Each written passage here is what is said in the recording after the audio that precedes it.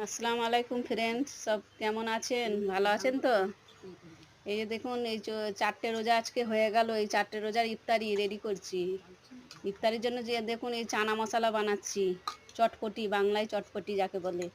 চটপটি বানানোর জন্য এই যে দেখুন, এই যে ধনেপাতা, কাঁচা লঙ্কা, শসা, কাঁকড়ি, কোতম্বির, টমেটো সব মিশিয়ে এই যে চটপটি বানানো হচ্ছে।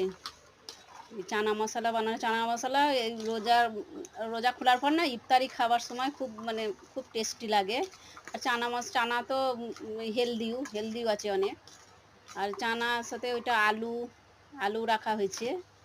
চানার আলু প্রথমে যে সেদ্ধ করে রাখা হয়েছিল প্রথমেই, তারপরে এই যে এখন সব মিশিয়ে, সব রকম মশলা মিশিয়ে এই যে বানিয়ে খাওয়া হবে। আপনারাও ঘরে একটু বানিয়ে দেখবেন, খুব টেস্টি লাগবে। এই ইফতারির পর না কমেন্টে জানাবেন।